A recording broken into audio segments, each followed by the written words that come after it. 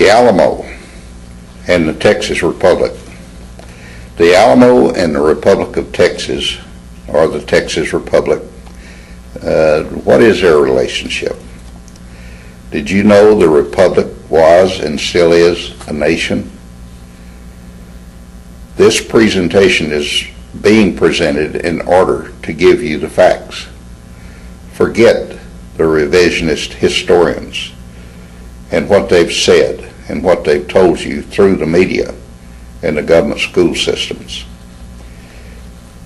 In this presentation, you will view video clips that will inform you about the true history of the Alamo and the Republic of Texas.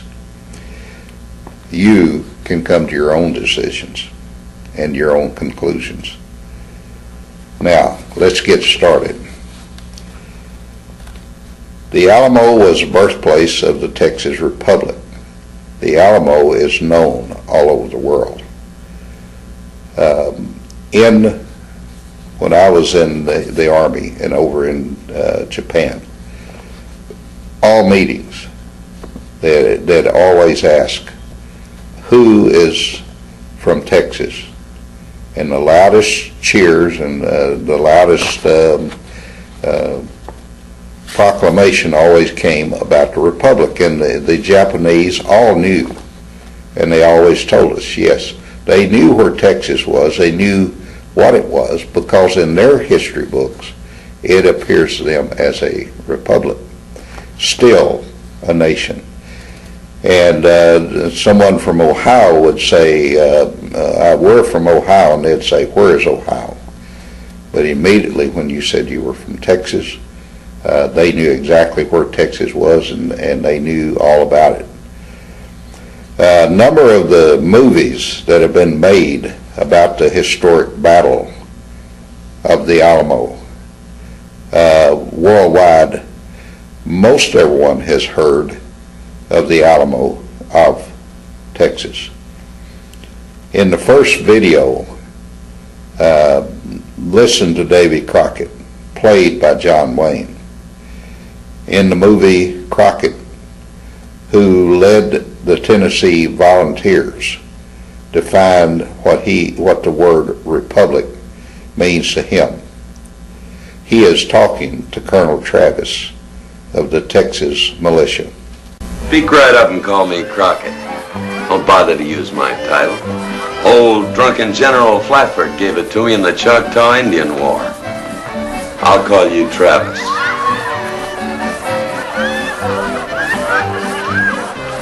Very well, Crockett. I'd like your permission to make a speech to your men. Well, I've heard many a speech while I was congressifying. What would you talk about? Oh, about freedom, liberty. Well, they don't need any such speech. These men are from Tennessee. But I'd like to explain why I want them to volunteer to fight against Santa Anna. Oh? Yeah. I'm so careless. You can't get new clothes this side of Nacogdoches. Tag!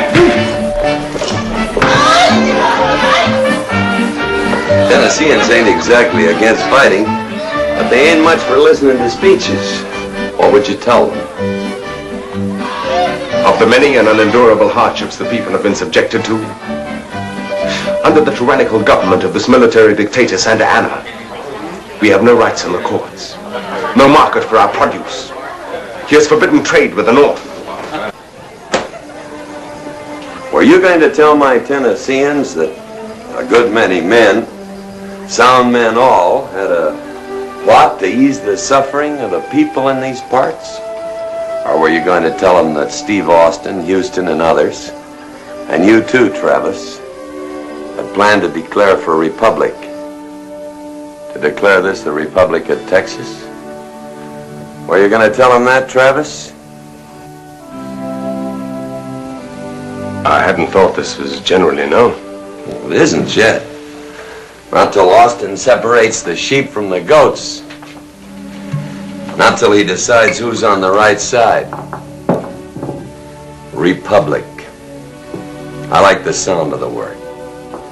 Means people can live free, talk free, go or come, buy or sell, be drunk or sober, however they choose. Some words give you a feeling. Republic is one of those words that makes me tight in the throat. Same tightness a man gets when his baby takes his first step, or his first baby shaves and makes his first sound like a man. Some words can give you a feeling that make your heart warm. Republic is one of those words.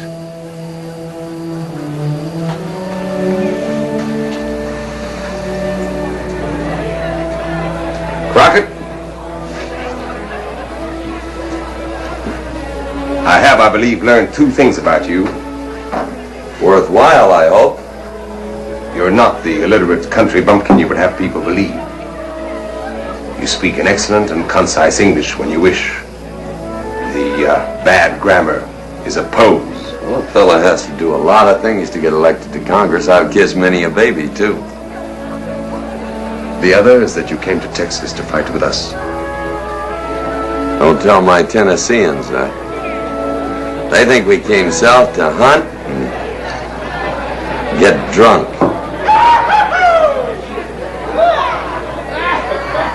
They seem to have accomplished that.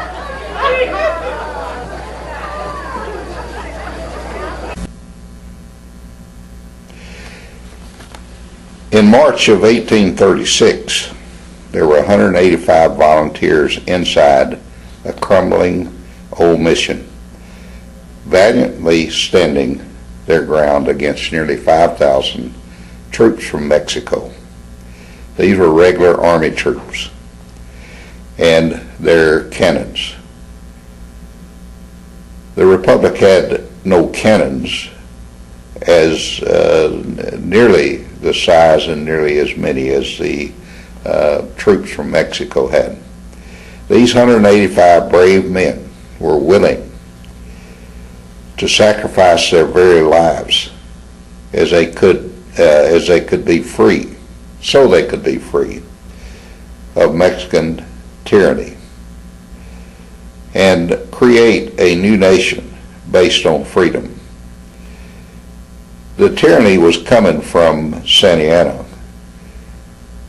The Mexican government was set up that Texas could operate under their constitution, and this is what happened is that Santa Ana stopped that and they started putting them in repressive mode.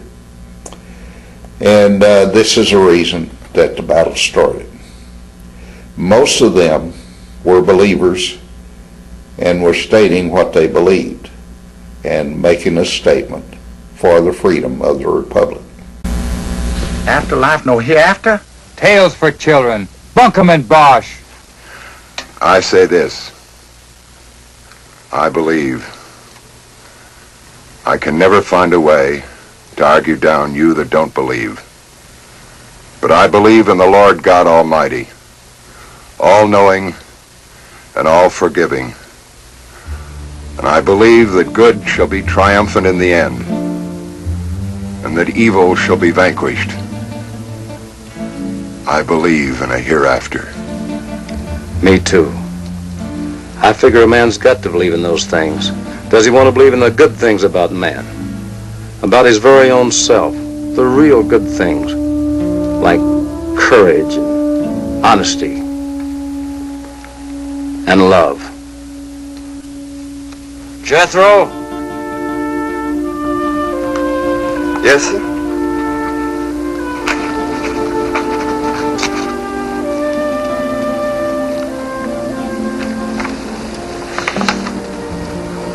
This is something I promised Mrs. Bowie.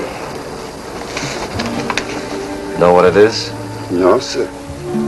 That's your freedom. You're a free man, Jeff. Thank you, sir.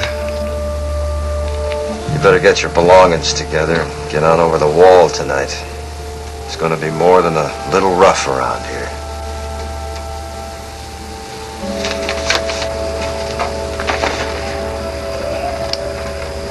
Good luck, Jeff. Thank you, sir. Colonel Boy, you say I'm a free man? That's right. Well, if I'm free, then I got a right to decide what I'm going to do. Seems to me that's what you men are fighting for. So I reckon I'll stay.